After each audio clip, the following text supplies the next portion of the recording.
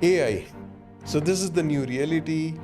Everyone has access to AI, and it started happening with ChatGPT. You know the stuff, ChatGPT, Copilot, Gemini. There are multiple tools, and I'm sure I really hope that you have started using these tools. If not, start using these now. Now the question is, what happens to the jobs? What happens to the day-to-day life of a software developer or freelancer? Answer is very simple actually. It's not going to take away your job. Actually, it is going to take away job of software developers who are not ready to embrace AI.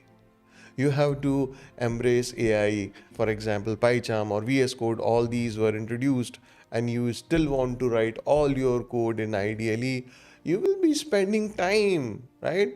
So you have to learn, you have to adapt yourself to all these wonderful tools, learn it, use it. That's it.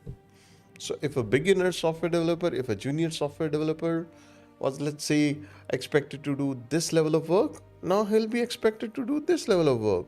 Because there are better tools which make this possible. Now the question is, what happens to this channel? So this channel was already going in the correct direction. We started talking about collecting data. So all the videos that I have been making are about collecting data. So what's next? Processing data. Because AI, machine learning, data science, data analytics, all these are overlapping fields. Everything starts with data, and we know how to collect data. So now we have data. Now what we are going to do, we are going to learn how to process the data. So first thing first, I'll start with simple libraries. Really simple libraries like NumPys.